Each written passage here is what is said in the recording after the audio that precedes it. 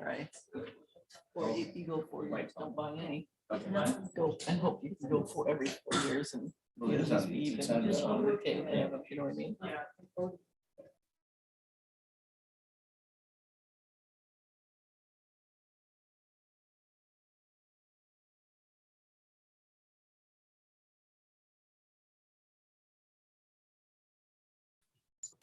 You're live. Okay. All right, we'll call this meeting to order. Could we please stand for the pledge? I pledge allegiance To the flag of the United States of America and to the republic for which it stands, one nation, under God, indivisible, with liberty and justice for all.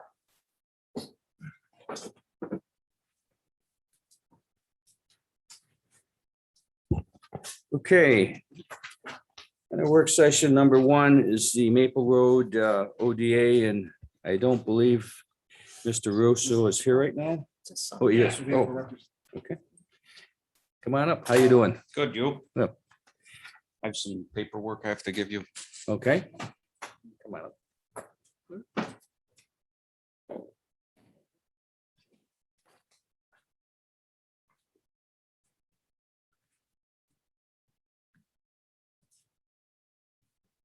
If you can, just try to speak into the mic. You can Sure. grab it if you want to. It's just, you only have this one copy, right? I think. Yeah. You have all that. Okay, all right. Okay, go ahead. I need your name. Frank address. Russo Jr. I'm just filling in for my dad. He had surgery the other day, so he's unable to make it. Okay. I don't know what I need to present, if anything. I know the property, so if there's questions, I could potentially answer them. Well, I think the biggest questions we have is it needs several variances, and you are aware of all of those variances? Not all of them. Well, and I'm saying that, I'm going off of your paperwork. I'm not sure that this is all of them, you know. Have you, Liz? So that information is information that I provided to Frank about the variances that he needed in order to have this lot be approved as a flag lot.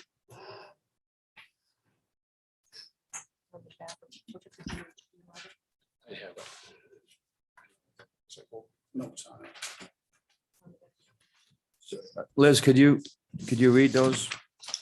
Yes, and Greg also reiterated those in his, but you need the lot needs a lot size variance. The point at which it opens up, it's only 2.06 acres.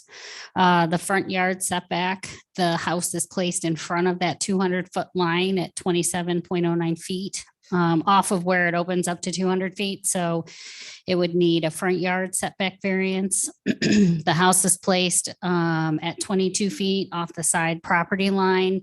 The not ingress egress, so that also needs a variance. Driveway separation variance. The code requires 100 feet between driveways and we have approximately 50 feet. There also needs to be a driveway width variance because at the right of way, it narrows down to 12 feet. They have been doing some work in that area, so I don't know if that's still accurate at this point in time, but according to the plan, it's still on there. And then the other one is the accessory building, the detached garage in the front yard, but that's covered under the zoning board of appeals. That's not something that you would be able to grant a variance to at this point in time. But so the 1, 2, 3, 4, 5 variances that are required to make this a buildable lot. Can we even be entertaining this during our moratorium? This was submitted prior to the moratorium prior? being, yes. He was in front of the planning board. Where's that letter? In August.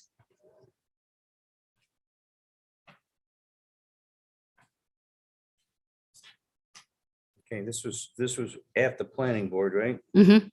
Yes, And the recommendation was against, correct. and they knew about the variances. Yes. And there's no way to at least attempt to mitigate some of these, or at least partial variances, such as moving the house, or I know that's wetlands to the north, right? There are DEC wetlands to the north. There is a house built on the lot to the south, so there isn't any place to, come up with any additional land. And then we're right at the town line as well.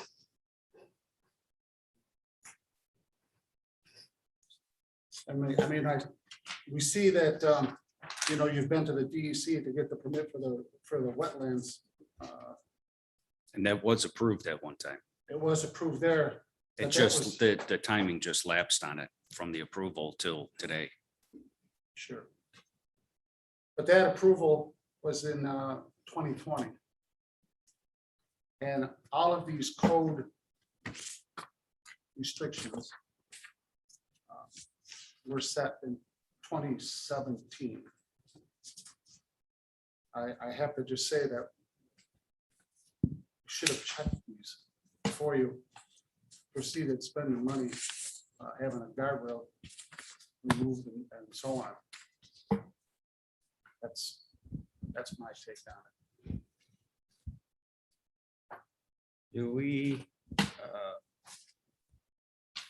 Do we want to send this back to the planning board for another look, or what's the? No, No, go ahead. yeah, I was just gonna say, the thought process behind variances on occasion, if they are granted, codes are in place for a reason, and the code was in place, and I'm not comfortable at all with five variances for one parcel, Okay. one developed parcel. Luke? Yeah, I would agree with that. Just does not seem to be in line with the point of the code or the goals that the code is trying to set. So it's not, it went to the planning board already. It was denied. It was recommended to deny, and I don't see anything in it that would change that. So it's possible that maybe some other form or something, but with what we currently have, I just don't see that us being able to, with good faith, let that go through. So, shoot. I'm in agreement with Jolene and Luke, and the variances aren't small. It's not like it's 2 feet and a couple feet here, a couple feet there. They're big variances. I agree. Okay. I'd have to go along with it. The fact that we have the codes and it needs to be 5 variances, which are not small variances. I don't think we can entertain approving all of that. That's why we have those codes, and that's why we have the ODA code. And So what's the option? They have to be, they need to be remediated, the sites, to get the variances removed and approved? Right, like if there was a way to increase the size of the parcel or move the house, the envelope in order to meet the requirements in the code. Again, if there's, a few feet or, things like that, it would be one thing, but it's an acre and it's, several feet. So. I we'd would have to go suggest back and. Look at the code, right, look at the code, what the requirements are, and then, see if there's any way to mitigate a good part of those. So it wouldn't require a variance. I mean, that's it. At this point, we agree with the planning board, the denial. Thanks. Thank you.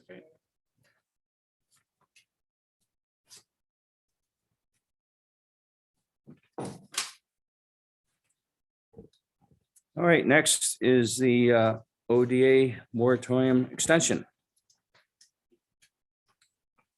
And we're running out of time, so we wanted to get I believe it's a 3-month, Martha? Yeah. 3-month extension. we need a local law.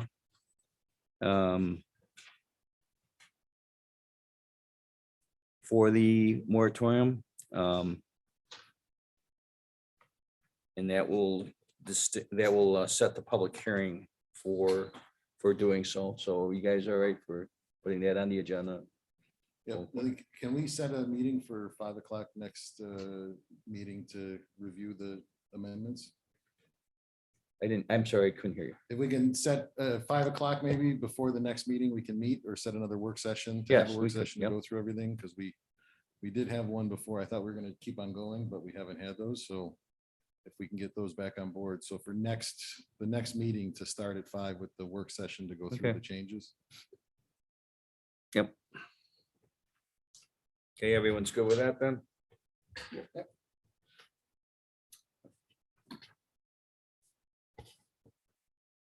Next is a local law for the cannabis opt-out.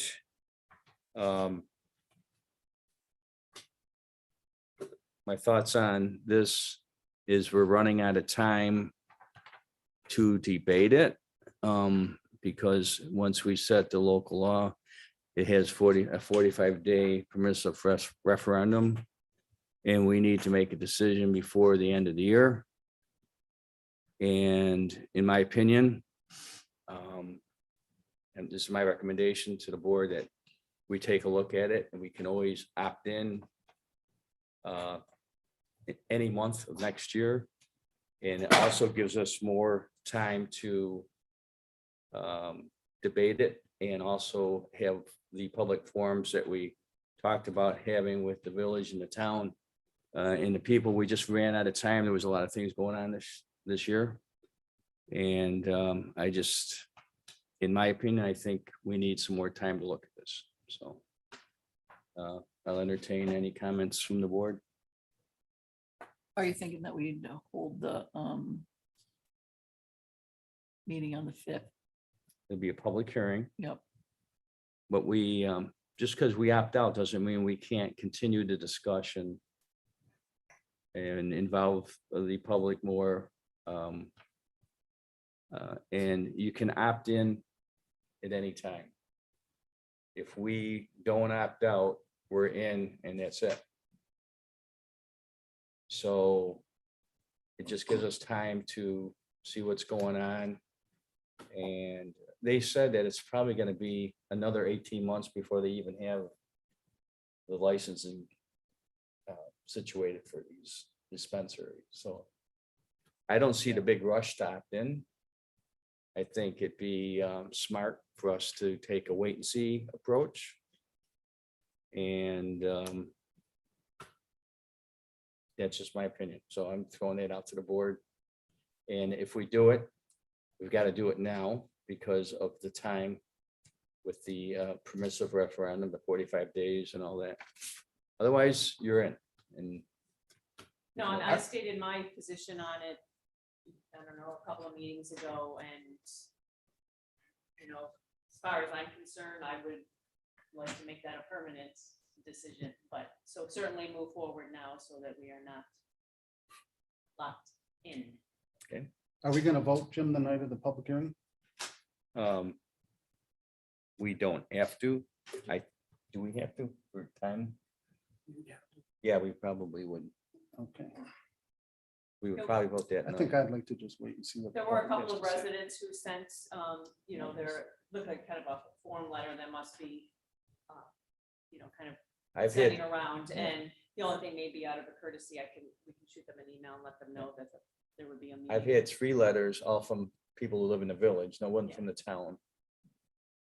That were for opting in. I think there's just so everyone knows, just because you opt out doesn't mean you can't opt in.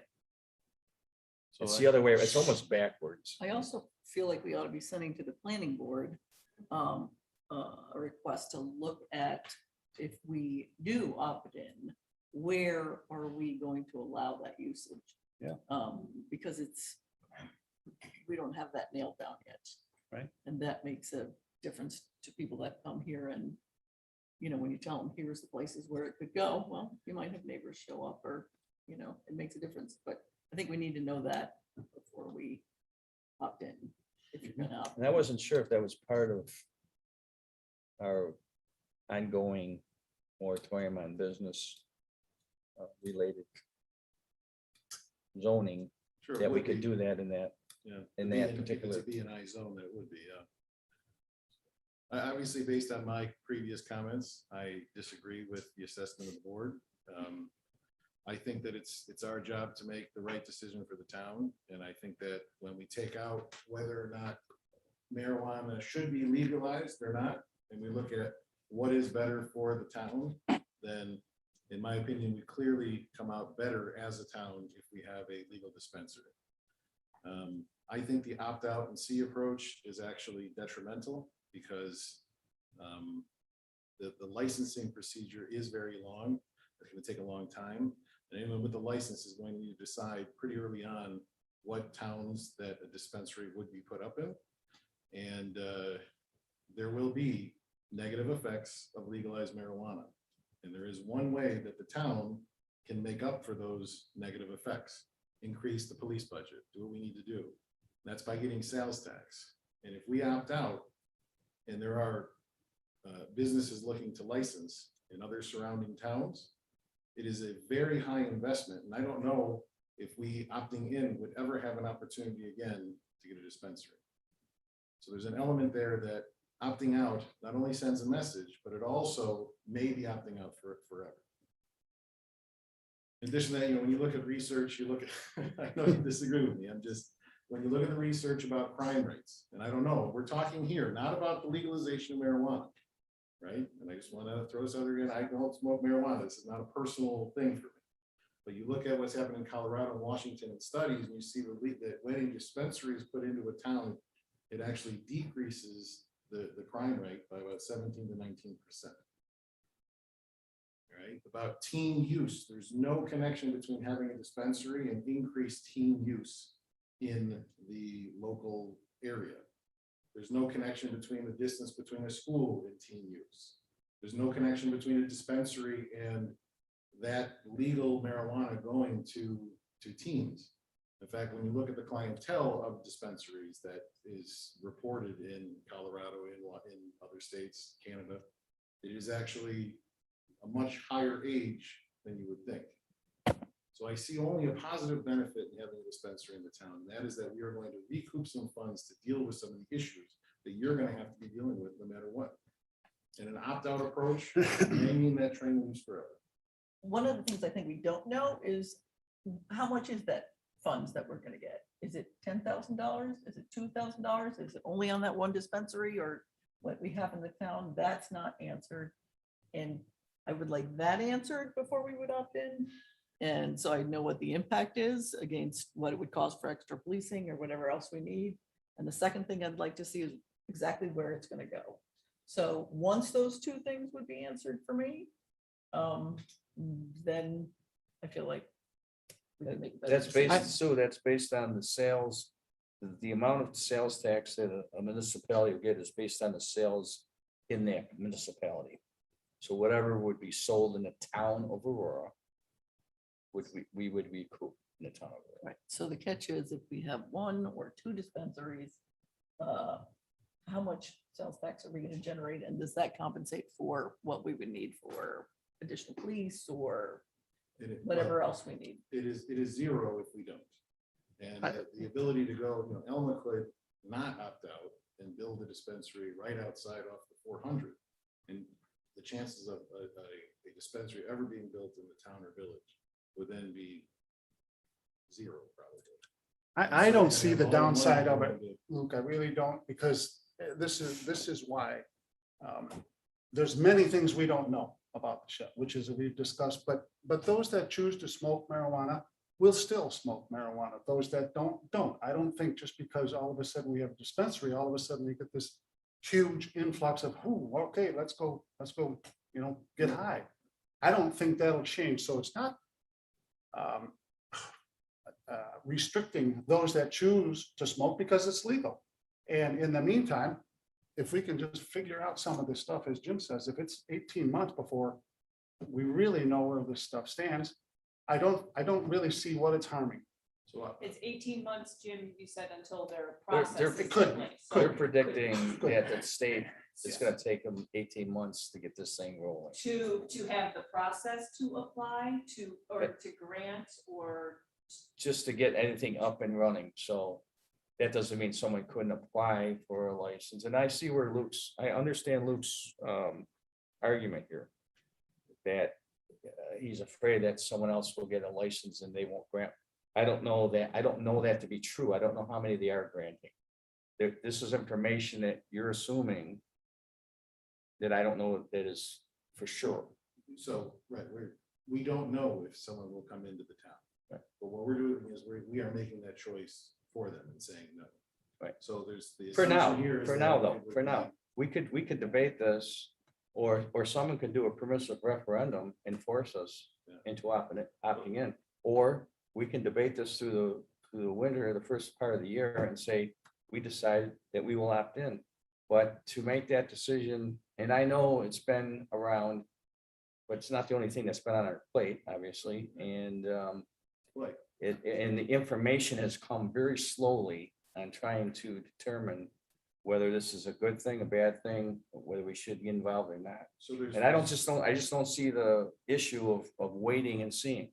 I mean, and we can always opt it in. could be January 2nd. Yes, It could be, yeah. So the first thing to Chuck's point, that we will see an increase in marijuana use. You think so? It is not. I not disagree. depending on the dispensary, but with. the Who is gonna legalization- smoke now that there's a dispensary that isn't? Not the dispensary, in the state as a whole. Now that it's legalized, there will be an increased use of Well, marijuana I'm talking about our town. in our town, no matter what we do with the dispensary. There will I be bet an you it's a increase small in amount of use. people. If you. You, so do you I'm just- honestly think there's people out there who aren't smoking marijuana now because it's been illegal for the past? I think 75. both short term, there is a safety issue in buying marijuana illegally that people are afraid of. There's an effect that people will want to try it.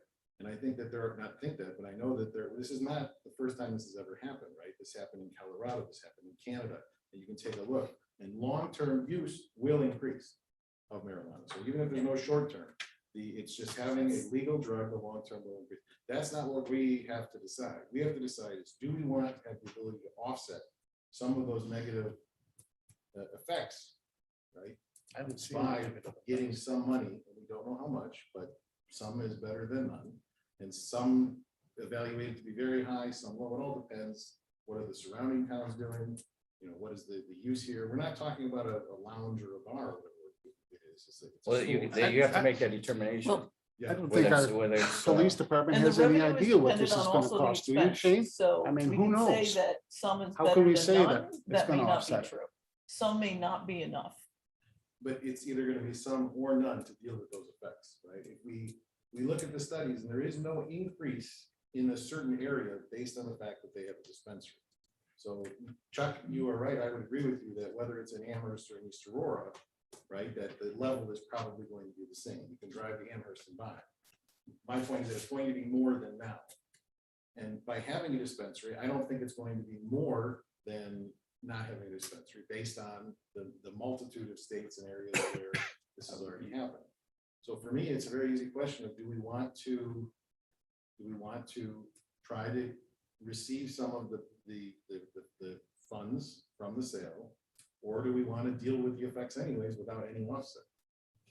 And the crime issue is one where there is no evidence unless, Chief, I don't know if you've had other studies that show differently, but there's no increase, if not a decrease in crime. Just the illegal sale of marijuana goes down. I don't know about that. Okay, just when you get a chance, Google marijuana dispensary burglaries.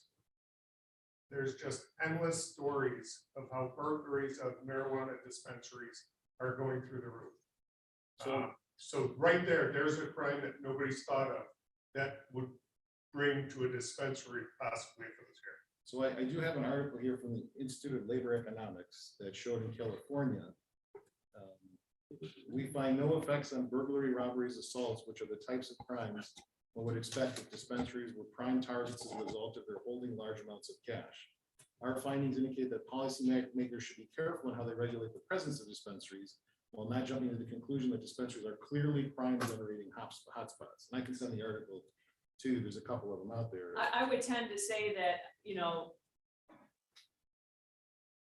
anyone on either side can find data. I mean, the way that data is available now, data, I use that term loosely, but information on either side of it is going to be there. You know, you can find information that would justify your position.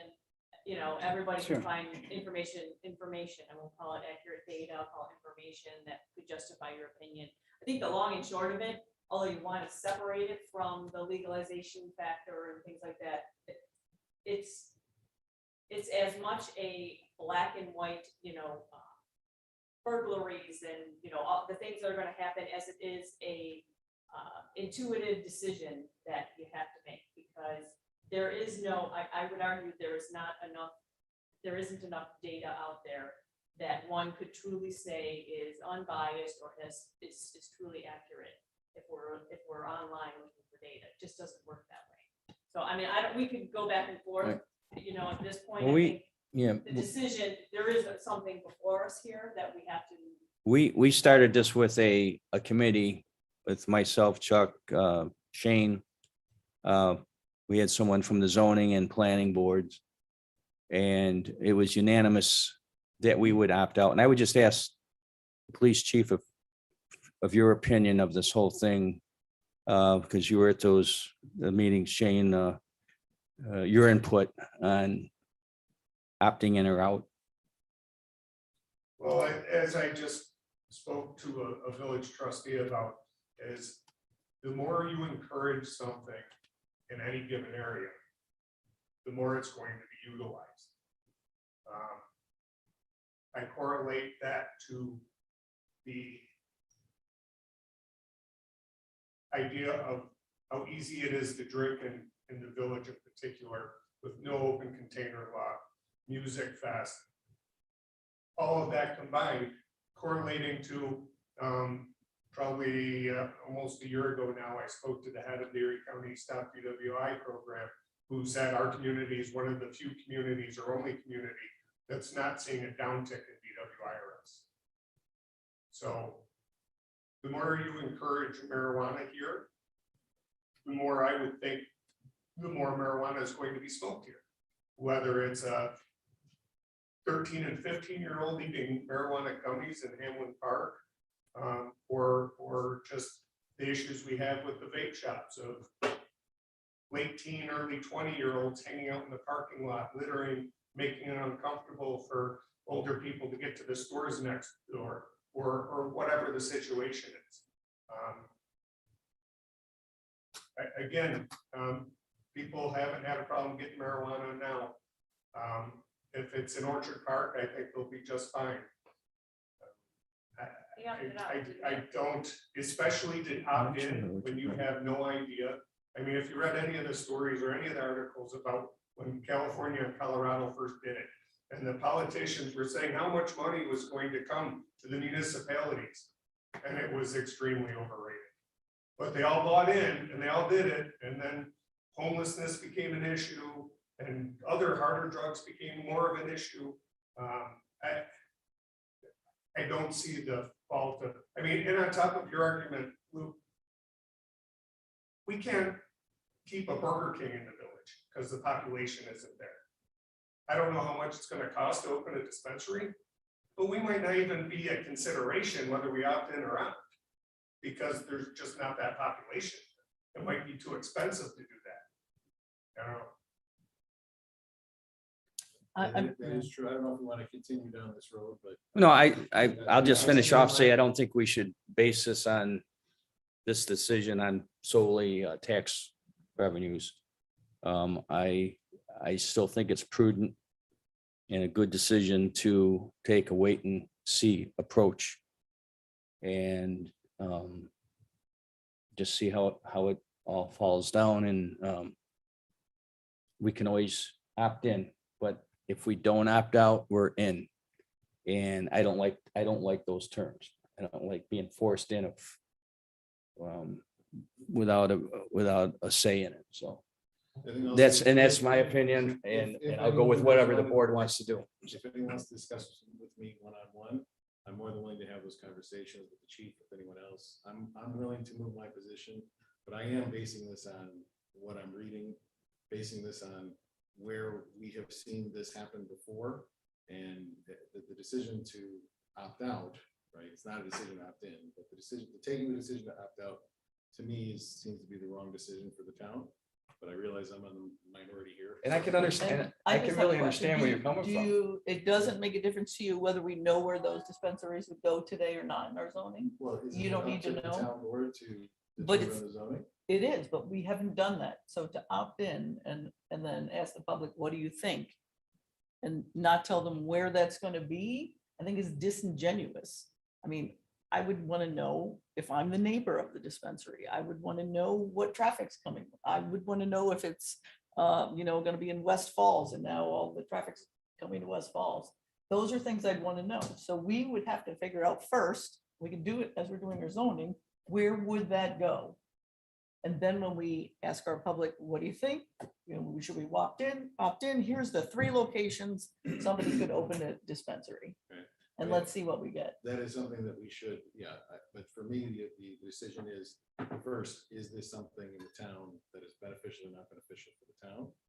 And then the specific location, I don't see any difference between the dispensary and in the way that it is envisioned in this law and another type of store. That housing values go up in the areas around dispensaries in comparison to the areas not in the dispensaries. So the housing value doesn't seem to be an issue. The traffic would be the same. We're not putting these in residential districts. So for me, yes, that's absolutely a concern, but one that we would be able to deal with if we made a decision that we were going to not opt out. But again, this is, I Yeah. said my piece, that's what I think. But we're running out of time to be able to make that zoning law and opt in, so I'm just saying out of just being prudent, I think we should opt out and then take another look at it when we have everything set in place. And I'm personally not making this decision out of, whether I want to use it or not use it or whatever. It's already legal, so that's not the reason. I'm just trying to do what's best for the town. Okay, As am I, just so we yeah. understand. And I so respect we- everyone's opinions. Yeah. I understand your arguments. I disagree. And I do too. And, Yeah. there we go. So And we're a little different because we don't have the village core either. We're looking at putting it outside the village somewhere. But that Yeah. may be a good thing as well, right? And Luke, this can change in a few months. Yeah, So, I'm aware. I just Mm-hmm. think that the right Yeah. decision now is to not opt out. So. Yeah. Again, if anyone does want to speak about that, we can talk. I can share research and we can go through it. This is not a huge issue for me that, So you think, so you think the best route, just so I understand, is to opt in, which you can't opt out once you opt in. Then decide whether we know where we should put it or not. No, I think we would do that from now to the end of the year. We could work on that. we don't Well, even we know can what all the do that and regulations are. just Change. We don't have that time, I don't think, based on, which is why we're voting, right? Well, just this thing, this has got away from us and we had a lot of things we were dealing with rock and everything, and not making excuses, but it got put back on the back burner. Then all of a sudden we're realizing we better do this because you gotta have a 45-day Well, permissive yeah. referendum, and if you don't do With that, current zoning, we would only be able to put it up with the language that we have is it's or similar in nature.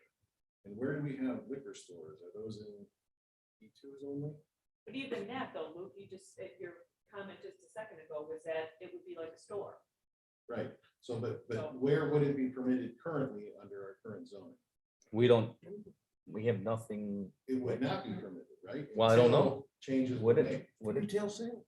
retail Retail sales? Sales. So where retail sales, It could So be, I think that's all the Bs in it, like, It's I either don't B1 or wanna be B2. two. It's either B1 or B2. Same one. so in the interest of time, in the interest of just taking a look at it, taking a breath, I don't think it's gonna cause us to lose anything, and I recommend we go ahead and vote on it, putting the public hearing today. The public hearing.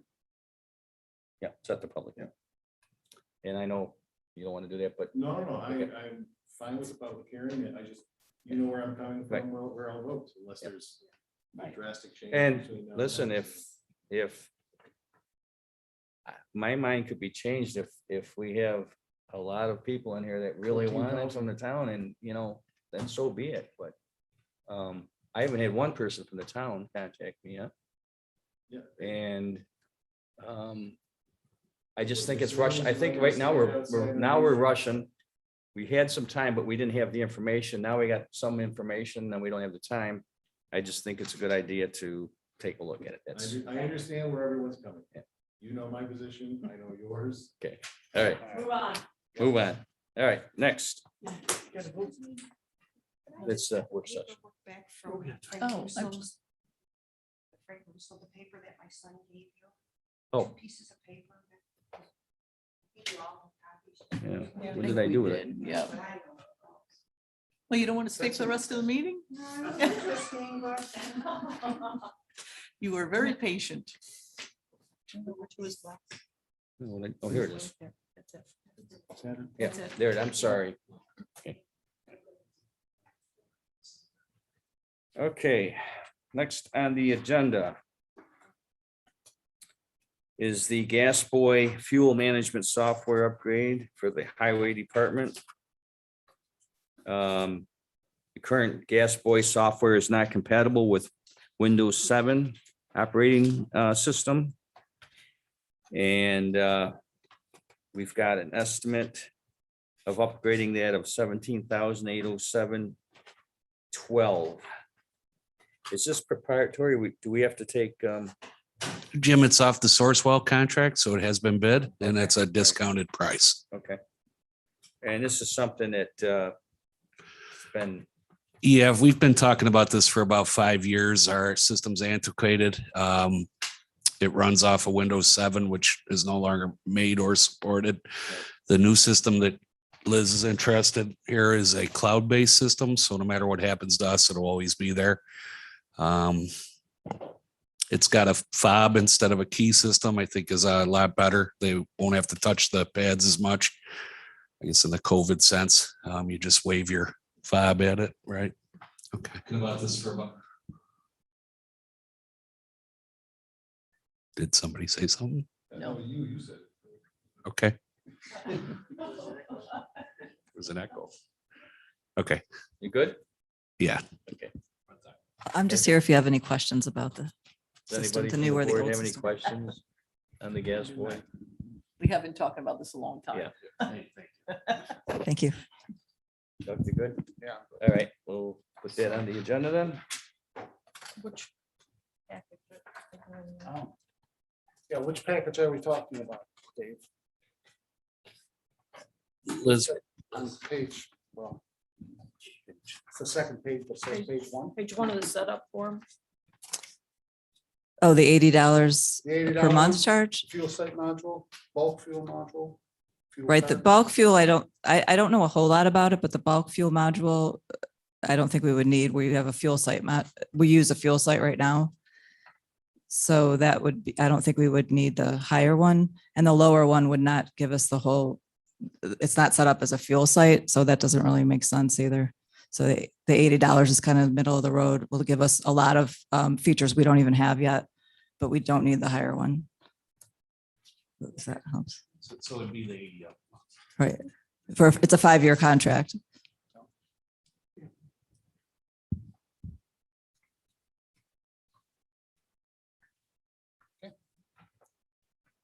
Okay. Thank you. What do we pay right now monthly? Anything or no? We don't pay anything monthly now. It's actually a software program. It's a hard, yes, and it's not even compatible with Windows 7. We have a virtual program on my Windows 7. And right now my computer's not protected because Microsoft is no longer providing support for Windows 7. So I don't know, Your main computer? as my main computer. Well, that's another. Right. So we're waiting to go to upgrade to Windows 7. Nick is waiting until we figure out what we're doing with this. Oh, okay. that's Right. what was going on. Yes. Okay. What line, The what, journal that powers the computer. what line will be paying that $80 a month out of it? We probably need to, The The computer, software, yeah. software link. it's- Software subscription. We have to let Kathleen know it, so, Right, she's aware of it yeah. and Okay, working with us also. Okay. very good. Thank you. All right, next we have the application for temporary use permit in Knack State Park. This is for the section 6 cross country. And the dates are 11/5/21, and the setup would be 11/4/21. We start at 7 a.m. and at 6 p.m. I believe that there you are. Okay, how you doing? Come on up front. And you probably talked to Chris Yes. and it's all been worked out with the soccer people. There's nothing probably in November anyway. for Right. Soccer, so. I hope so. Yeah. Okay. Remember the soccer thing that we did over like a bunch of weeks? That doesn't conflict, right? Remember there was somebody that had. There's a new house league that started with our event a couple weeks ago. There was a I think conflict there's an we worked attached around. letter from Sorgi that points that out, that he, even with that extra 2 weeks, it's before Walt's event. Okay. So Rick or Chris did check. What I told Chris too, I said, anytime anyone applies now, you gotta check with, our main tenants, if you want to call them, the soccer people, because, they're paying the money to. Jim knows we had soccer matches scheduled during Borderlands and during Walt's last event, so we had to scramble to get things moved around that weekend. I will say your last event was unbelievably better than the last one for parking and traffic. It was Right, I very agree. well run. The very well run. signage and the recommendations that were Well, able to put in that place. was the best I've ever seen it. So, Okay, thank you. yeah. Thank you. That's, is this approved by Shane? We don't have that check. Well, we're aware of it. You're aware of closing the road and all of that? I spoke to Walt several times. Okay. We're good to go. Actually, Erie County Highway closes the road and we set that up already for it. So the Okay. town I highway just- does conditions, It's not checked. Yeah, I submitted the permit already. Wald, I don't know if they got back to you Yes, they already. did. Okay, so yeah, he's all cleared with the county. Okay, good. Anything you need from us then, or you No, good? I think we're all set. It's All right. very similar to what we've done. Actually, a little, on this, it's smaller than what we had done a couple weeks ago. Right. Should be great. Thank Okay, you. Thank Thank you. you. Okay, thank you.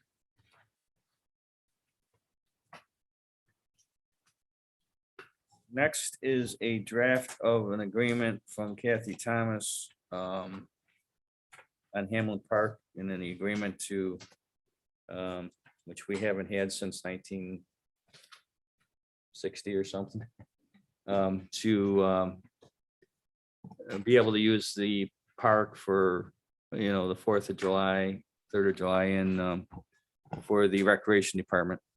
And my thoughts tonight were, we have time is just to go through it and mark it up or whatever, decide what we want to do and get back to them on it.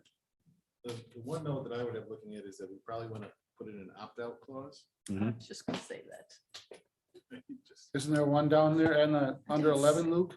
I didn't see Yeah. it. But With it was notice of for 180 5 days? years. There is- So it's for 5 years, and if we don't do anything, we can continue, but I didn't see language in there that we could opt out after, for example, year 2.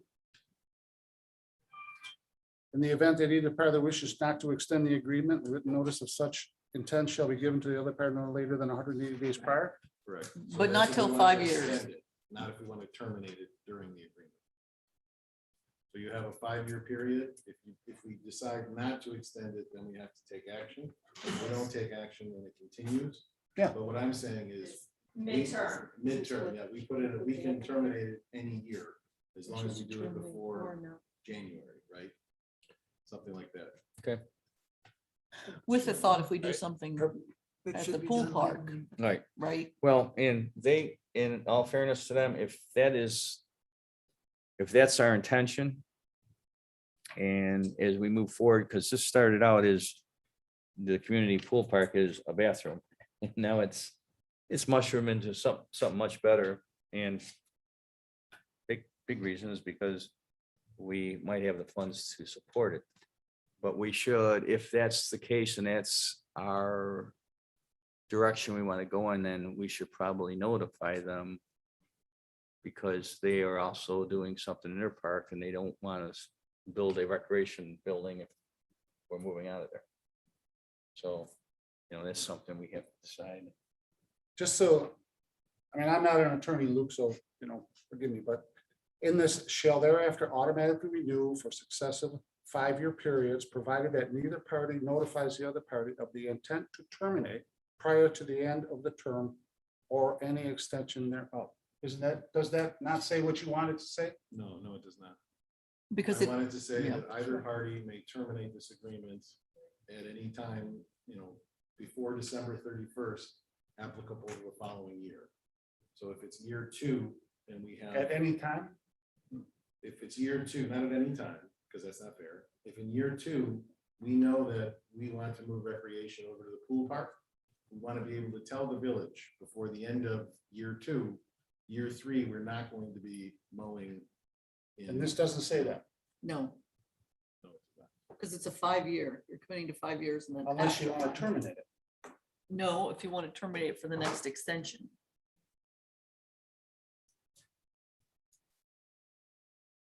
Provided neither party of the intent to terminate. Prior to the end of the Whatever, term. Whatever you want to do, I don't. Yeah. I'm just saying, That's lawyer talk. that's lawyer talk. Right. All right, you know what I would suggest on this is everyone take a good look at it and then send me your thoughts on it.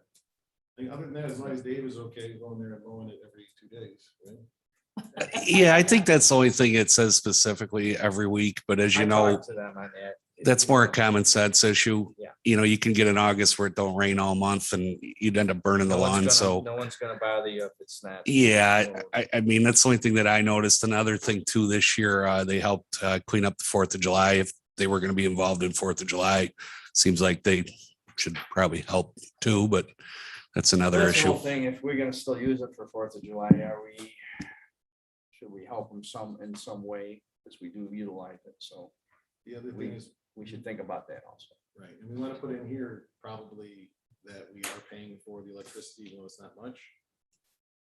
So just get that in the agreement as well. Yes. These are the- Well, that's a There's good other point, things. because if we did not continue to use the recreation, then we'd have to stop paying that. The other thing in the agreement, Jim, the spare ball diamond groomer, we did surplus that, I think, 3 years ago. So it's just been sitting in the back barn. And as long as that's good with the town, we could donate that to the village then, if that's what you want to do. Is that the one we're talking about? Yeah. I don't know if I need to do that in a process or, Probably, once we get this, Okay. done, we should probably do that, just. okay.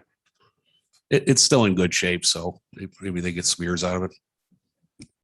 But I can say that it gets mowed a lot. I know that, Dave, so. Yeah. It gets mowed at 7:00 in the morning, so. I know. think the issue This is the high school baseball team would like it mowed like days of their games, and it's impossible for me to guarantee that. And the village wanted us to come back and mow it a second time that week. And we just don't have that capability because it's a mowing route and it literally just turns all summer. So whatever day it gets there, it gets there. So I just want to make sure that's clear. We can't just do a double mowing because they're having a high school game. It's just not within our capabilities. So if that's something the village wants, we can't do it.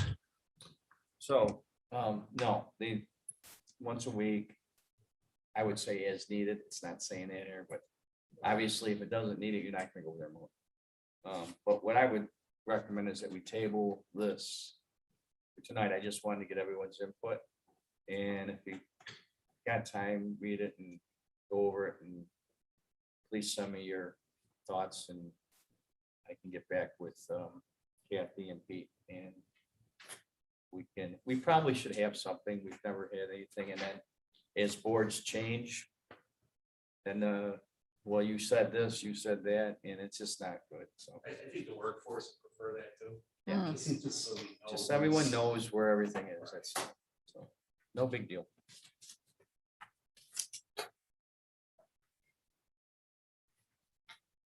So you want to table that then? Jim?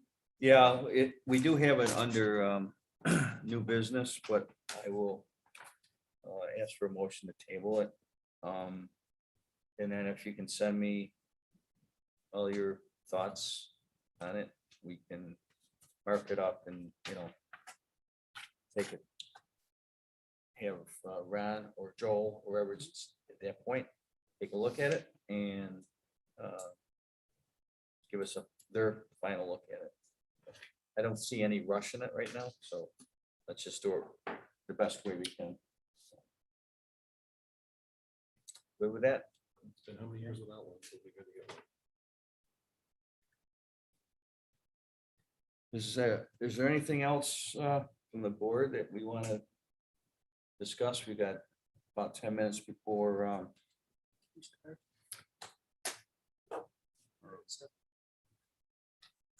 our public hearing. Yeah. So, we have anything that you want to discuss now, or we can go in a part of the meeting and come back? Let's do that. Anything, John? Okay. All right, so that's what we'll do. We'll do the public hearing at 7, which is about 10 minutes from now. So we'll go into the approval of the September 13th, 2021 work session and meeting minutes. Do I have a motion? I'll make that motion. Motion by Jolene. Do I have a second? I'll second. Second by Chuck. Any discussion? All in favor? Aye, opposed, and that is carried. Next, we have audience, and this is an opportunity to address the board on any items that are on the agenda. I would ask that you come up to the mic and state your name and address. Yes, sir, come on up. This is on the moratorium extension, so now it's under record. My name is Robert Aronica, 1848 Boys Road, regarding the flag lots, etc. Since I've done some, Could you talk into the mic just a little? I'm since sorry. I've talked about this in a few months, I've also saw, as I indicated to you before, that they began some on my flag lot encroachment on property lines. In fact, I just measured what possibly happens when you don't mark flag lots of people doing whatever. And I think in any kind of changes, anybody that does any kind of property excavation or clearing should appropriately mark their stakes so that what I'm going to tell you does not happen. And you're dealing with, in our case, a 20-foot piece. I measured it today from our stake lines that I had to pay for because the other people did not have it, 11 feet over the property line in some areas. What that means is that ours was not encroached because we had ours, but it went on the adjoining property. Another concern that I have, which I expressed to Mr. Bach, and he says that this falls under the aegis of the county health department, is that when you have elevated terrain, what about septic and draining downhill? I think the smaller the footprints, the more of a problem that can occur. And I think consideration should have be in any kind of moratorium on that. Another situation that I think continues to be a problem is that when people do property that is of a smaller tract, they don't have signs on the end of the road, which I've expressed before, saying this is an appeal for a variance or that we're going to do this or that. And I think that for this kind of situation, or any kind of building, including my present property or anybody's, that when you're doing something on a land, advise the neighborhood. They may or may not know of a problem, but if you put something up there saying, hey, we're going to do this or that, I think that that's helpful. And I think that if you're approaching for a variance standpoint and you're exceeding maybe 2 houses on each side, maybe you want more to be advised of something and its impact in a neighborhood. Put the sign up there. Let people know what you're doing. Don't make it a big surprise. Again, I think that with the flag lots, this is turning into a forced puzzle, a train wreck, and you got to put a stop to it because we don't have the wherewithal. Now, Mr. Bach, love you, but you said, hey, if they encroach, that's where you contact your attorney. What am I supposed to be doing? Am I supposed to be empty pockets? I already paid $500 for a property line stakeout because the guy, once he got his property stakes, he pulled them and then he just did it by eyesight. We should not have to, as homeowners, incur costs for violations. That should go to the town in some way to find these sons of guns. And lastly, when people are doing any kind of excavation or run out of money, maybe there has to be a consideration like that ODA application across the street from Boyce. It gets bigger and bigger. And if they run out of money because material costs are exceeded or something, maybe some consideration should be done for a bond to protect our towns, so that we're not doing cleanup at our costs, the town costs, but rather the people that are going only a certain distance, find a mistake and go, whoops, I'm done. That happened on 2 occasions on our road, the one with the log cabin down the road that remained undone when they found out that they encroached on the right of way and just left it hanging. I guess the wall collapsed, but there was no bond. So it stood there empty. We need to address for both the flag lots and others, those kinds of considerations. And if it was up to me, I'd say the hell with it. No flag lots. Thank you. Thank you. Thank you. Anybody else? Good evening. I'm David Pelton. I live on Church Street in the Village. And I just wanted to express a couple comments on the proposed marijuana local law. I really want to commend the councilman over here for the research that he's done. Some of the things that he said were really interesting, and it's great to see him come prepared to the meeting. But I think you guys all have a difficult choice overall, in that at this point, we're really locked into a thing of passing a local law to opt out. And then if there's enough interest for people to have opt in, from the public to opt in, then we can still have time for the referendum. Nobody in this room was elected on the basis of their position on marijuana laws. And this is an important event that's going to change our community in a lot of ways. And I think it's something that, we don't need to put everything to a referendum, but I think this is important enough that if people feel that strongly about it, they should be given the opportunity for a referendum. It's in the law that they have to. So, and my other comment and observation is, although with dispensaries and tasting rooms or whatever they call them, the board has the options to opt in and opt out. For other things that we cannot, we can't make them illegal as a town, there's still the ability to restrict them. And that would even include the ability to grow in your own residence, whether there's something with the agricultural, I'm not sure about, because this is a right to farm community. But a growing operation, we're not talking about open fields.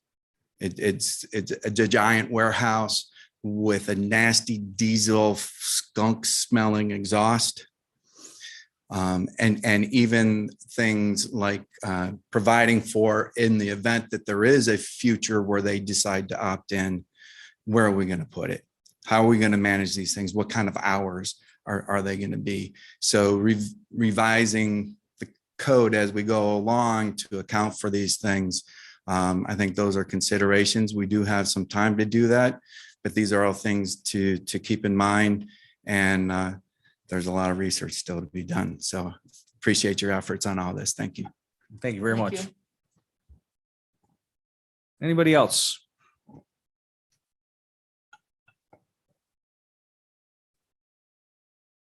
Nobody? Okay, so we're right at 7 o'clock. We're going to open the public hearing on the local law for the use of the and development of land in B1 and B2 in the Izoning districts in the town of Aurora. And this is to extend the moratorium for another 3 months as we work on changing and working on the zoning code. So if anyone would like to come up and speak on this, please come up to the mic and give us your name and address.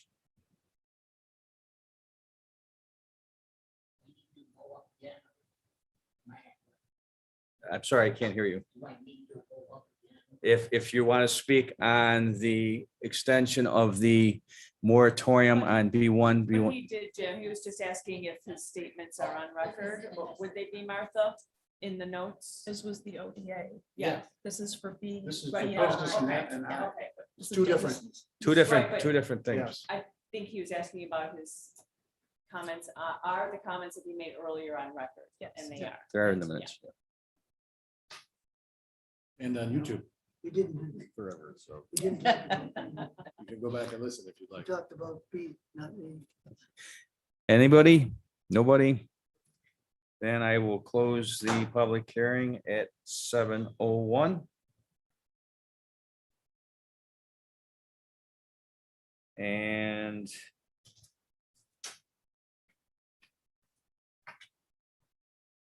we can, Under unfinished business, it is, okay, under number 5. okay, all right. We'll be going down there anyway.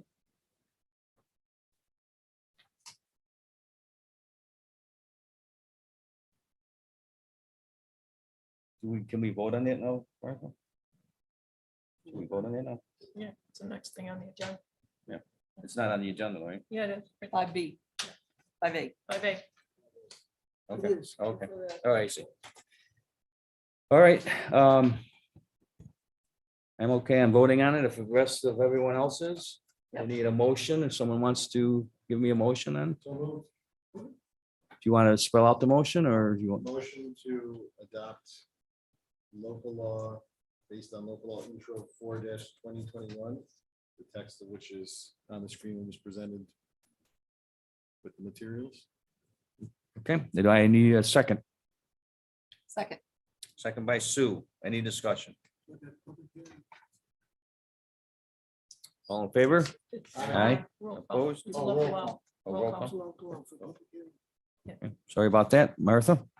Councilman Snyder, Aye. Councilwoman Freeze, Aye. Councilwoman Jeffy, Aye. Councilman Wilchenski, Aye. and Supervisor Bach. Aye. That is approved.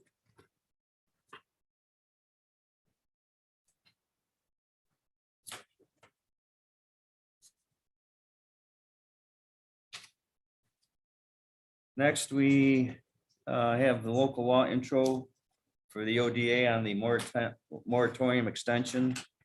On the ODAs, and that's to set the public hearing.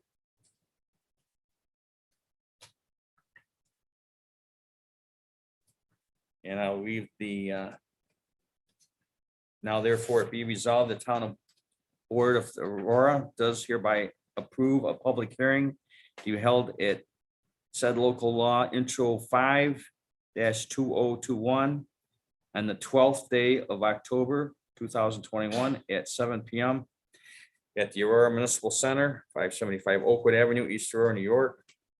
And resolved that the town clerk is directed to publish this notice of said public hearing in the official newspaper of the town of Aurora. Said notice being published at least 5 days prior to the scheduled public hearing.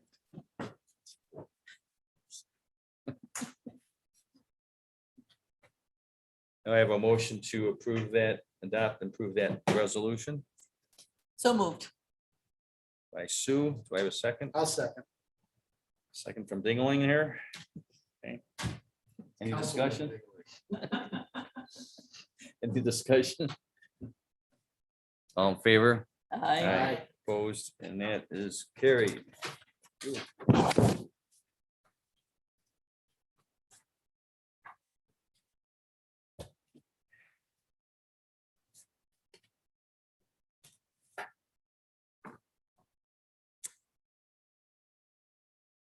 Each business, why don't I have C?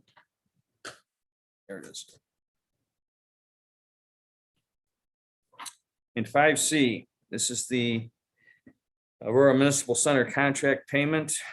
And this is a request from our clerk, Martha Lybrock, to approve the following payments for the Aurora Municipal Center project. The payment application has been reviewed and approved by Fontenese, Foltz, and Albrecht and Ernst. Payment number 12, the final to Mullenberg Betts, Inc., 300 Scott Street, Buffalo, New York, for the plumbing fire protection contract of $48,915.00. This is the 10% retainage held from the project. Do I have a motion to approve payment? I'll make that motion. Motion by Chuck. Do I have a second? Second. Second by Jolene. Any discussion? Gotta feel good. Congrats. What's that? Said it's gotta feel good. Congrats. It is getting it done. Any other discussion? All in favor? Aye. Opposed? And that Before- is carried. Before we go into new business, Jim, I feel like we need to officially vote on denying the ODA on Maple, true? Or not?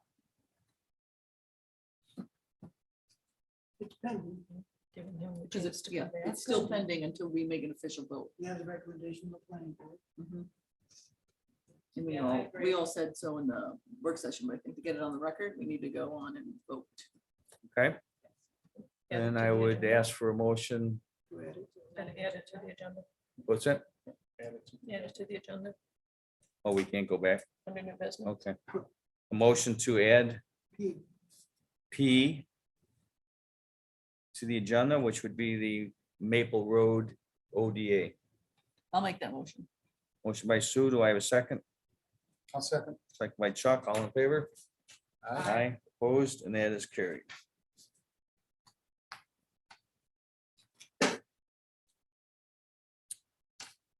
And then we're on D now, right? So I'll make the motion to deny the ODA on No, we're- 430 Maple Road. Isn't that where we are?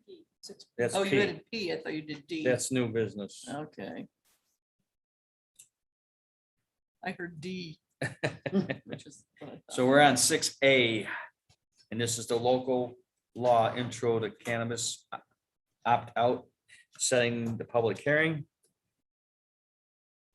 And another, therefore it be resolved, the town board of the town of Aurora does hereby approve a public hearing to be held on said law, local law intro 6-2021 on the 12th day of October 2021 at 7 p.m. at the Aurora Municipal Center, 575 Oakwood Avenue, East Aurora, New York. And be it further resolved, the town clerk is directed to publish notice of said public hearing in the official newspaper of the town of Aurora. Said notice being published at least 5 days prior to the scheduled public hearing. Do I have a motion to adopt and approve the resolution for opting out on cannabis? I'm sorry. To public set the hearing, public hearing. Public hearing. I'll make the motion. Do I have a second? I'll second. Second by Chuck. Any discussion? All in favor?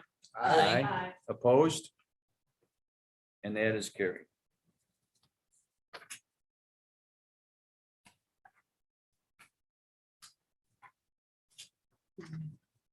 Next, we have the gas boy software that we talked about for the highway department.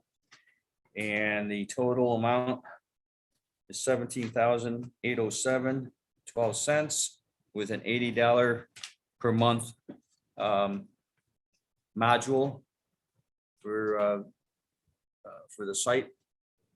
Do I have a motion to approve the gas boy to be purchased from the Pump Doctor Inc., 2706 Hemlock Road, Eden, New York, for the amount that I just said?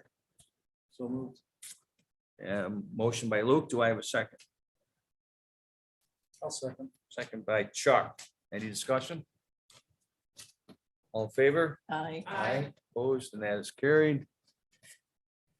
And next, we have the next application for a temporary use permit for the section 6 cross-country to be held on November 5th, 2021, with a setup date of November 4th, 2021. Start date of 7 a.m. and ending at 6 p.m. Do I have a motion to approve? I'll make that motion. Motion by Jolene. Do I have a second? Second. Second by Sue. Any discussion? All in favor? Aye. Opposed, and that is carried. Next, we have the Hamlin Park intermunicipal agreement, and I'd entertain a motion to table that agreement for further discussion. So moved. Motion by Luke. Do I have a second? Second. Second by Jolene. Sue? Sorry. Any discussion? All in favor? Aye. Opposed? And that is carried. Next, we have the tentative budget.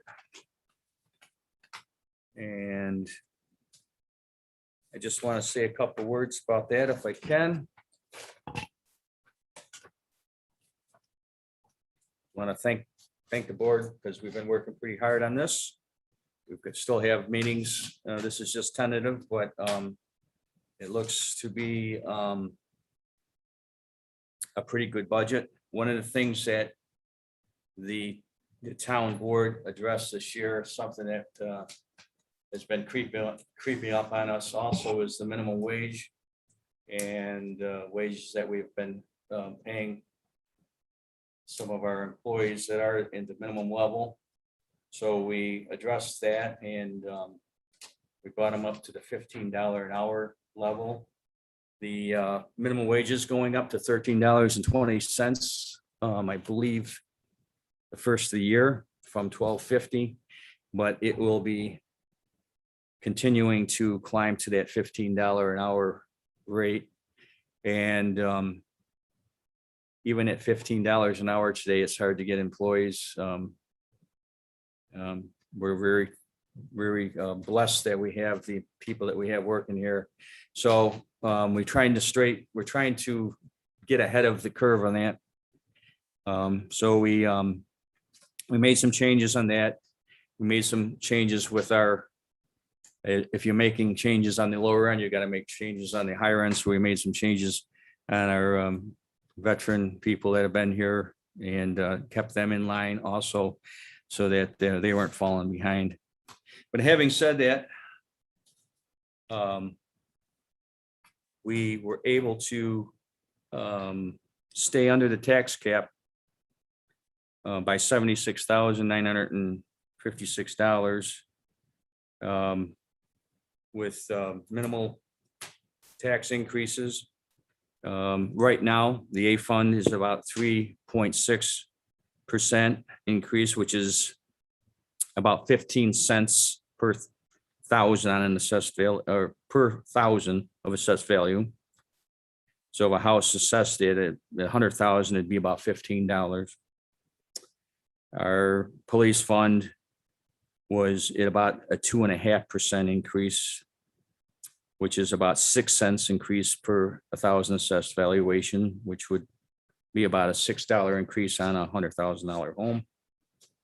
Our bridge fund is at a 2 cent increase per $1,000 of assessed value. So a house at 100,000 would be $2 increase. And then our highway fund was at about a 1 0.04% increase, which is a 2 cent increase per thousand of assessed value, or a $2 increase on 100,000 assessed value home. So considering what we went through this last couple of years, I thought it's a great start to a budget. We're not done, but we're having a meeting, I guess, Wednesday is our meeting, and we will probably be tweaking a little bit, but I just want to thank the board for all the hours that we put into this, and it's a great budget. So Martha, do I accept the budget from you, or how do we? You just Do make I- a motion to accept it. Make a motion to accept the tentative budget from the town clerk? Receive. Receive, accept. Do I have a second or a motion? I'll make that motion. Motion by Chuck. Do I have a second? I'll second. Second by Sue. Any discussion? All in favor? Aye. Aye. Opposed? And that is carried. Did the board want to add anything to that? I just did a quick summary. I was trying to do the calculation real fast with this, so that they knew what a market value house was. You always, it's the assessed value, the $100,000. So if it's going up $15 on $100,000 assessed house, what are we at, like 0.3? What's our SCV? 0.34? 0.29, What is it? 29%. Oh, it's a 29. So it's over a $300,000 house. That's a house over $300,000 that's going. It's assessed value. That's market value, the 300, the 100,000. Just wanted to set that straight, so.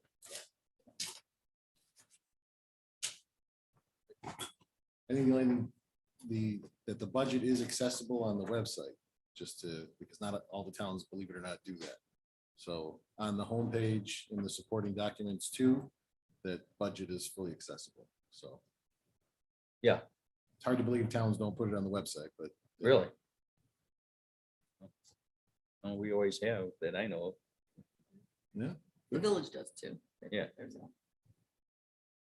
No, it's work in progress, so it's not quite done yet.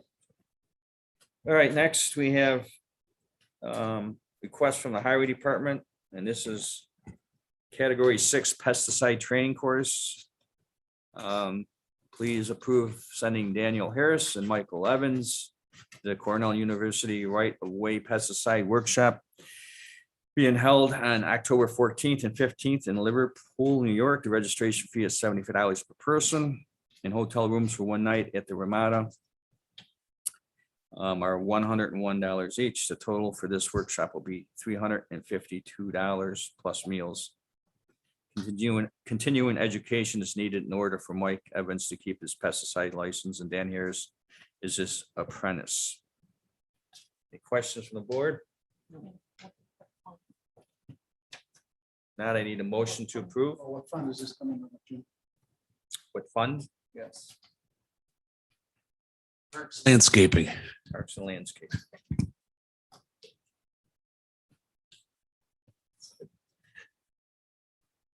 Is that, well, To put it under Parks Landscaping and partially under Knox's polo field maintenance okay, too. all right, She just forgot, so I could have email you guys tomorrow. we'll just have her call Kathleen. Okay, yeah, sorry about that. We have a motion to approve. I'll make the motion. Motion by Sue, I'll second. second by Chuck. Any discussion? All in favor? Aye. Opposed, and that is carried. And next is request from Dave Gunner to promote Paul Spahn to truck driver. He's obtained his commercial driver's license on September 22nd, 2021. He is proven to be a valuable employee. His promotion will start on October 2nd, 2021, with his hourly pay rate being $22.61 an hour. Do I have a motion to approve? I'll make that motion. Motion by Jolene. Do I have a second? Second. Second by Luke. Any discussion? All in favor? Aye. Opposed, and that is carried. Next, we're going to set a public information meeting to discuss the use of the American Rescue Plan funds. The meeting will be held on Tuesday, October 5th, 2021 at 7 PM in the Aurora Municipal Center, room 575 Oakwood Avenue, East Aurora. And this is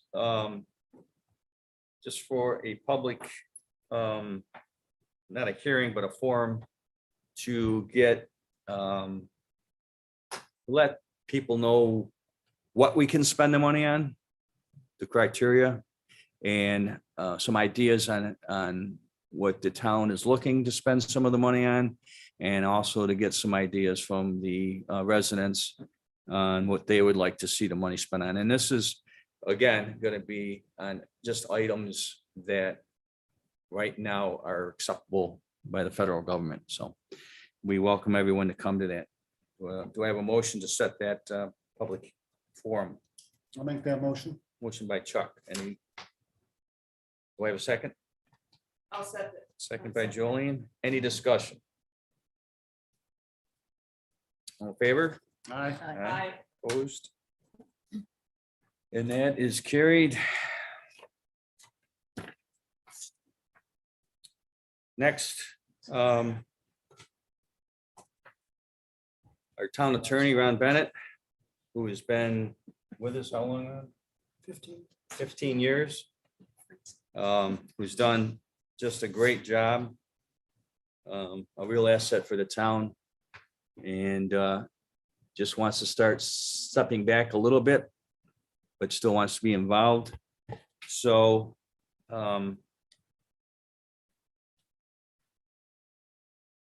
he's going to resign as town attorney, but be appointed, we want to appoint him as deputy town attorney, helping out mainly with the zoning and the planning board, which doesn't have a lot of representation right now. And we feel should be probably separate from the actual town attorney, seeing that the zoning board is a board of itself. And then Mr. Joel Kurtzoff, who's in the audience tonight, we want to appoint him to fill out the remaining appointment of Ron as town attorney. Joel has sit in when Ron hasn't been here and helped us out. He has a lot of municipal experience with other towns, and known him for a long time and feel very comfortable working with him. So as we go down the motions here, 6 each. So Jim, just a note, and I know that we've spoken about this, that I'm the only one on the board that does not know Mr. Kurtzoff. So when I try to get a message over to you to have a meeting. I'm sorry. So I'm the only one on the board that does not know you. And I tried to get a message over, but it through another partner because I couldn't find contact information on your website. So I wasn't able to get in touch with you. I'm uncomfortable voting for 2 reasons. Number one, I wanted this to be opened up, and just with the timing issue, it doesn't make sense. So while I do agree with the board, I would have rather had it opened up. And number 2, I don't have even a resume or a CV to look at that of your experience. So I'm not going to vote no, because I don't want to do that. The opinion of the board and Ron is important, but I will abstain from the vote because of the same reason. Yeah, I, the number one there, so sorry about that. And I do look forward to meeting you in the future. Okay. Before we add a bunch of stuff. Yeah, that's all right. That's all right. I was just looking at. Sorry. So first we need to vote on accepting the resignation of Ron Bennett as town attorney effective September 28th, 2021. Do I have a motion to accept that resignation? So moved. By Sue, do I have a second? I'll second. Second by Chuck. Any discussion? All in favor? Aye. Aye. Opposed, and that is carried.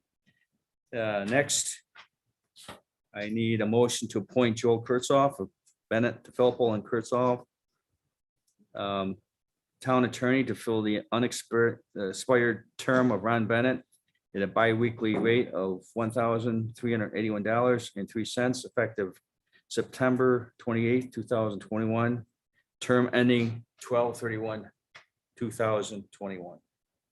Do I have a motion? I'll make that motion. Motion by Chuck. Do I have a second? Second, Second by me. Sue. Any discussion? All in favor? Aye. Aye. Did you, Aye. I'm sorry. I'm abstaining. Okay, same. Opposed, and that is carried. And next we have, somehow, for some reason, Ned Snyder had signed a deputy attorney card, but we've never really used him. And then he's not getting paid for the position.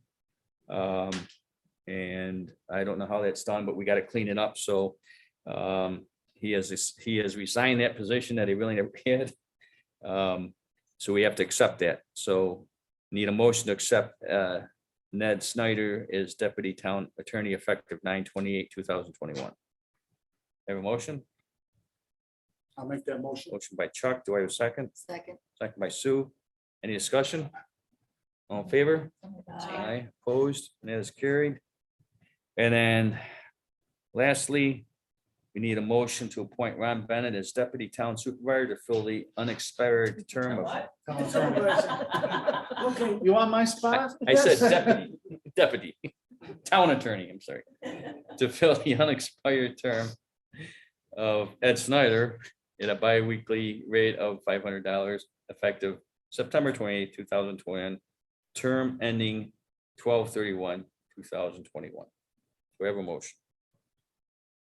I'll make that motion. Motion by Chuck, I'll second. second by Jolene. Any discussion? I'll just say that there is no effect on our budget to do this. We're actually gaining a good attorney for the town, and we're also retaining Ron as a deputy town attorney, and it won't affect this year's budget at all. So just want to make sure that everyone knew that. I just want to say thank you to Ron for all his work. We had some pretty big years of litigation going on, and I totally appreciate your efforts. I do too, and I think a round of applause wouldn't be even.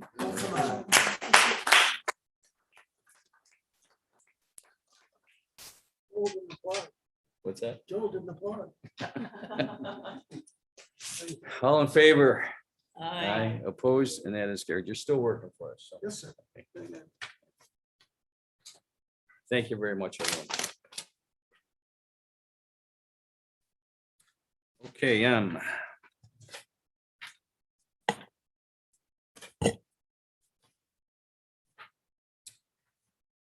this is from Kathleen Moffett, my assistant.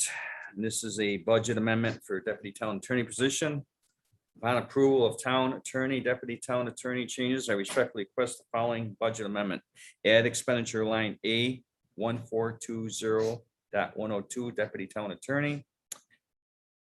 Decrease expenditure line A 14201.100 town attorney by $9,667.25. And increase expenditure line A 1420.102 deputy town attorney by $9,667.25. Do I have a motion to approve the budget amendment? So moved. Approved by Sue. Do I have a second? Second. Second by Jolene. Any discussion? All in favor? Aye. Opposed? And it's carried. And I never asked you, Joel, if you wanted to say anything. No, that's all right. You sure? I'll have fun. I'm sure you will.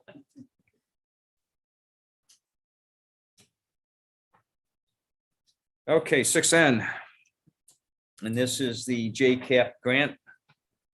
This is where the Town Justice Court desires to submit a grant application to the Justice Court Assistance Program, which is JCAP, for funding to purchase 4 tables 1 tabletop lectern, 2 air purifiers for the courtroom and court office. And now therefore resolve the town of Aurora authorizes the Aurora Town Court to apply for JCAP grant in 2021, 2022 grant cycle up to $30,000.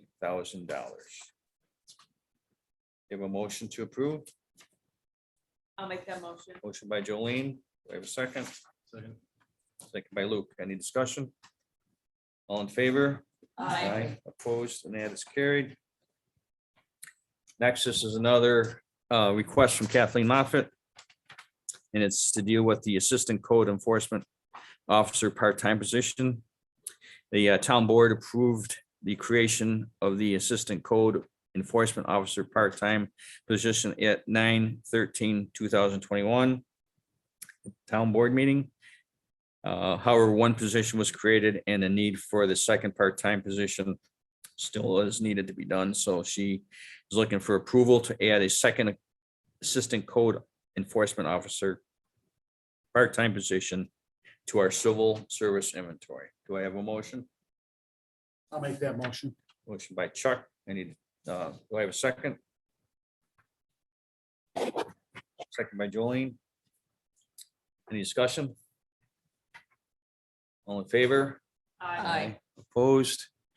And that is carried. And next we have P, which we added which is the Maple Street ODA. And then we're looking for a motion to either approve or deny the ODA on Maple Street. I'll make a motion to deny the ODA application with the variances. Okay, motion by Sue. Do I have a second? I'll second. Second by Chuck. Any discussion? Mr. Supervisor, one of the things that I saw as a deficiency because of the time was the guidance to the planning board and the zoning board of appeals. And in indicating the deputy town attorney, those are the ones that I will be dealing with. We have an application in which an individual apparently has spent all $4,000 moving a guardrail. And what we have from the planning board, because if this goes to trial and Joe will be the attorney, you have to have a good record. And I don't mean to downgrade the planning board, but let me read to you the actions that were taken on August 4th meeting of the planning board and conservation board. Douglas Crowe moved to recommend the town board does not approve the ODA application with variances as presented by Frank Russo due to lack of requirements met. Now, when in the event that there was an action against the board, in this instance, you would find that you have to have a good record. The planning board in its efforts responded, but it does not set due to the lack of requirements met in detail. And that's usually what you get from a planning board, but without the proper guidance, I think that's one of the questions. I'm only pointing that out, that when you deny an application, and I see the variances, and I see the problems with this, but the variances, he has a right to go to the ZBA and seek remedies for the variances. He has that ability to do. And so I'm only pointing out, when you deny this, if in the event, we have to keep in mind that you have a potential, a person who may choose to push the issue, maybe in litigation. So in the future, I will look forward to working with the planning board on your references and putting forth the proper, I'm not saying proper because they do a good job, they work at it, but the report has to detail when they say they're not going to recommend something. Only point that out. What will transpire after this is not my concern, but it's my concern is for the town. But this is where I think it will be of great assistance to the board to have a planning board that when you refer to it and there's questions to be responded to, I think that's a role I will fulfill as well as the ZBA. Okay, just a question on this matter. I have a question Yes, based on what you just said. So the planning board is advisory to the town board, recommends. recommends, doesn't have any Nope. legal binding, anything. No, And the board approves and denies ODA based on our code. correct. So this board's action tonight, Mhm. where we deny the ODA Mhm. based on the number of variances needed, and it doesn't fit our ODA code, that's a legally binding vote. It is a legally binding vote. Okay, I just And, wanted to and double you're check. following in part, the recommendation of the planning board. When you have that, you want of substance in regard to addressing the questions. And there, I see a lot of questions. Well, yeah, Ron, thank you so much for bringing this up. I think then based on what you're saying, that we should consider moving to resend this application to the planning board to finish the Well- paperwork, right? Or ask for another, I am sure in the there's documentation, In the it's just minutes. a matter of what was put in the memo. Put in the record that came to us. Right. So your recommendation is that we get that additional information, put it in the Well- record, and then maybe vote tonight later? Well, the board can disregard the recommendation or accept the recommendation. I'm only saying in the event that there is litigation that can develop, and every person has a right to seek a Yes. judicial determination. But I think that the smart thing to do then, especially now that we know about it, is to recommend to send the application back to the planning board to receive full. Substantiate its documentation or recommendations. Substantiation of the recommendation. Yeah. But that's, Well, then I would make a motion to withdraw no, the. Well, wait, I'm not done yet. there's always- So we as a board, again, planning board is advisory only, and we understand that, due to the variances, and I have the variances listed here from GHD, all specifically laid down. So I know what the intent is, and I know exactly what the planning board is looking for, because GHD is sitting there with them, right? Greg Kaiser, right? So I have all the information I need to Okay. make that legally binding decision, because the variances in question are those same variances that GHD has documented and would be in the meeting minutes presented by the planning board. So I'm just trying to not to make more work sending it back, because we know what we're voting on. We know what the That's fine. variances are. We know that they're extreme based on our ODA code. And we're basing our decision on that. And as long as that's legally binding, I'm good to go. And we have to vote. yeah, that's fine. I would only Yeah. point out that Yeah, absolutely. the engineer's report is a report telling you the problems that he foresees. There's no recommendation from the engineer. I don't, the extra work is probably worth it. That's all. You're right. Is this litigious? So you can Is it not? Right. I don't think we lose anything by sending it back. And now we've heard the recommendation from our attorney, which if there is litigation, we made the decision without doing those documents. Why would, They may well have it. I don't know. It's, they may well have it, yeah. I think we should, Well, we have a motion on the floor. What's the board's want to do? but let's decide first before we go through all those motions. Well, the motion's on the floor. We either withdraw it before we go forward. But, well, yeah, somebody has to motion to withdraw, if that's what we want to do. Martha, we only get that front sheet, not necessarily the meeting minutes that go behind it, and, I understood what the variances were coming forward on that recommendation. The meeting minutes from the planning board have those same variances in them, right? I do not know. I did not do the minutes from the planning board. I don't know. I haven't seen them. What do you recommend, Ron? well, the application before you, you may want to wait 1 month just to make sure, and I can come back. and- Yep. And do it so that the minutes may well support the opinion of the board. But the minutes are not part, the minutes are here. So that'd be my suggestion at this point in time.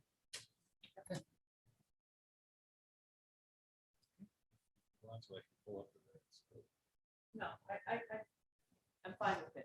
I mean, I feel like it's redundant, but I'm happy to do it. Okay, so the motion, should I withdraw the motion? That'd be the proper, you made the motion, you have the right to withdraw. Well, I'll withdraw There's that. no objection. Sue made the motion.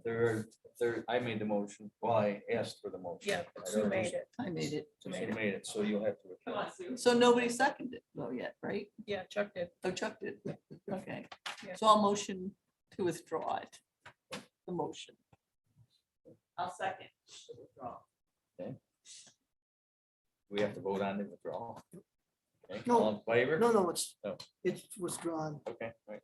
So then we need a motion to refer this back to the planning board I'll make Or- that motion. for, 430 Maple Road Let me- for specifics on the variances that it was denied upon. okay. Motion by Sue. Do we have a second? Second. Second by Lou. Any discussion? All in favor? Aye. Opposed? And that is carried. Thank you, Ron. All right, next we have communication reports. We have the August 2021 reports from Senior Center and East Aurora Police. Next, we have business from the board members, and we'll start with Chuck. Nothing tonight. Nothing from Chuck. Sue? I've got nothing. Thank you. Nothing from Sue? Jolene? Nothing? Make it a clean sweep. Nothing? Okay, well, I got a lot, so. I feel like I spoke enough tonight, so. There's a limit to how much you can actually. All right, well, what I have is, this is a letter from the Town Clerks Association. And Martha will probably be mad at me for this, but I'm gonna read it anyway. It was Dear Supervisor Bach, on behalf of the New York State Town Clerks Association, it is my honor and pleasure to inform you that Martha Leibrock, Town Clerk, has been awarded the association certification as of registered municipal clerk. This prestigious award recognizes the professional competency of Mrs. Leibrock in fulfilling the responsibilities of her office. Certification is granted only after an applicant has demonstrated that they met the stringent education and experience requirements established by the NYSTCA. So congratulations, Martha. Thank you for everything you do. Appreciate it. Something you should know, but Next, we have the Comp Alliance, our comp people we do comp with, and they're pleased to announce that the town of Aurora is qualified for the Comp Alliance Safe Workplace Award for its performance during policy year 2020. The Safe Workplace Award program is a monetary award that benefits Comp Alliance members who have had a positive loss experience during that given policy year, and that was in the amount of $1,957. Good job at the Highway Department and the cons. And next, we have an award from 3+1, where we invest our money. And they want to inform us that the town of Aurora is a recipient of the prestigious 90+ Cash Value Award. This award signifies the excellence in the implementation and management of all liquidity in the public marketplace. To qualify for this award, your entry must be and have received as a cash vest score of 90 or above for 4 consecutive quarters. It should be mentioned that the municipality qualifies as a calculation of cash vest score to determine the score. A score of 90 or higher signifies the very best in liquidity and cash management practices nationally. And this is solely Kathleen Moffett. Yeah. And this is an award that they Nice. gave. And she does a great job investing the money, which helps offset our taxes every year, so she gets the credit for this, so. She's not here tonight, so. I do have one thing I'd like to mention Supervisor Bach, and that is to commend Highway Superintendent Dave Gunner for the job that he did cleaning out Casanova Creek. And maybe just hit the highlights of that if you would, Dave. Pardon, Chuck? Just hit the highlights of it. Yeah, no, we finished last Monday. It actually only took 4 days of grinding, so I believe we're quite a bit under the budget that we laid out. As soon as I know the price, I'll bring that to you. All restorations done, even new trees were planted by Erie County Soil and Water, so it looks better than ever, and everything's gone. Thank you, Dave. I want to add one more thing before we go on. Back to the budget. I just, for the audience here, and people who may not know, today we accepted the tentative budget. So when we actually approve the actual budget, there'll be a nice presentation and you'll get all the shakedown on a little bit closer to the line items and what went up and down and how we fared in each one. Thank you, Sue. Anybody else? All right, next we have audience, and this is an opportunity for anyone in the audience to address the town on any topic whatsoever. Busy guy today. Given the Maple Road, Robert Ronica, 1848 Boys Road. Given the ODA denial or put on hold, it had me thinking that whenever people and the concern for litigation, that's always there hanging over everybody's head. Threats are all over the place. But here's my thought. When people get, and I don't know if it's on the ODA, I haven't had a insight into that directly, but even other variance requests, whatever, and people are showing seeker studies, et cetera. We as a town have to have appropriate counter to seekers because it's the owners that are establishing the seeker. Aligned with the temporary budget that we just had, is there a line item in the town budget to provide the quote unquote experts to counter seeker studies or enhance from our position a seeker study from a town's position rather than the applicant's position? And I think that that is something, because if the bigger the project, the more at risk the town is to losing or winning and have to hire fine attorneys all over. And I think that it's incumbent upon us to protect ourselves in that matter. That is something that when I lived in Orchard Park, I ran into a lot of seeker studies, and you found them flawed, quote unquote, quite often. And it costs money to counter that. And I think that the town should have a line item to protect and for the zoning, et cetera, when the people are asking for variances. I think that we need to have appropriate experts, quote unquote, to protect our best interests, both for the landowners, adjacent landowners, or the town. That's my first concern based on what you talked about. The second, and I address Mr. Bennett.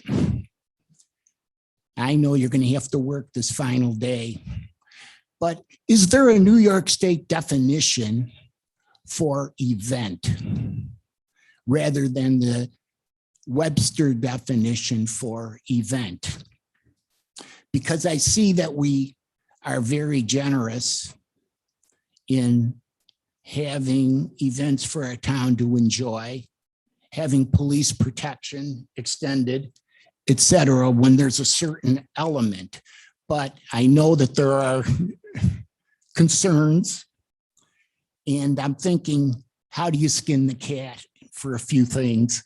And I'm wondering, is there a New York State definition for event rather than the Webster's dictionary? And if something falls under the definition that is given by the state of New York, does that make it easier for the police to regulate traffic flows, et cetera, on a given area. I think you know the property I'm talking about, but also there could be other events popping up. And we have to find out what actually falls under the definition of event and what then allows the town to do whatever without running into potential litigation. Those are my questions for the day. I appreciate it. Thank you. Anybody else?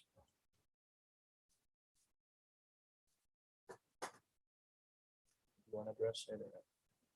Well, you're currently Doing the event code. zoning it for event. Right. Yeah. The definition of that would be Special event. whatever the details of the zoning. Right. Okay. So just an answer to your question, we're still defining that and still working on it. I know you would. So there's no definitive answer right now, but we are still working on that special event code. And we have you in mind when we're developing it. No one else wants to speak to the board? If not, I would go to staff reports and I see Shane over there. How you doing, Shane? I'm good. The only thing I have to report is, I'm sure you guys are aware, Martha, is that there's an issue with our phone system, almost worldwide, it sounds like. We have a temporary administrative line for the police department to replace the 652-1111 line, because that's not operable right now. The temporary phone number is 716-306-2574. Not quite as easy as the 652-1111, but it works. And if you call it, you get us. So 911, there's no issues with. So in emergencies, still call that. But on the non-emergencies, you can call that number now until the phone system issues resolved. Anything else? Liz? Training with Paul Keelik is going well.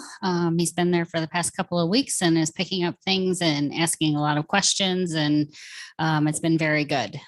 So thank you for creating the second position, and the hope is that we will begin actively looking for a second person in about a month, once Paul's really got his feet under him. And then the only other thing is the meeting, there's a special meeting tomorrow night with the planning board here at 7 o'clock. They will be discussing the proposed ODA code. And I know that Chuck and Jolene hopefully will be here as well, so that the conversation can be had between the town board and the planning board. The public is welcome and encouraged to attend. The planning board is looking forward to that meeting. And that is all I have. Thank you. Thank you. Dave? Yeah, just so you know, our phones are down too. Same reason at the highway as the police. I think it's worldwide or something. But I just wanted to report about the Borderlands and how well it went this year. Chief Krieger came up with a very good event plan for it, for the traffic control. I allowed the public to walk to the village and the bikes safely. And we had about 1,200 cars parked there, and everything went off really good, and there's no damage at all. So. There were people walking down Buffalo, but if you like with kids and stuff coming out. Yeah, it's hard to control that because Borderland wants access to come in across from Gerard and then down at the main entrance. And most people did come out to Gray Street and up to the circle. Right. That worked out better, but we did have some stragglers that came out the backside. Yeah, just something to think about for next year, that was just walking right down the street. Anything else, Dave? That's it. Yeah. Tony? Nothing? Thanking everyone? All right. And the motion to approve the abstract. I'll make the motion. Motion by Sue. Have a second? I'll second. Second by Chuck. Any discussion? All in favor? Aye. Opposed, as carried.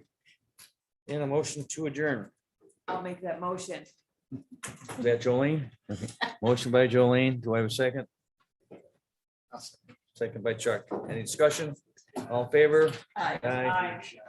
Thank you, everyone, for attending tonight. Planning board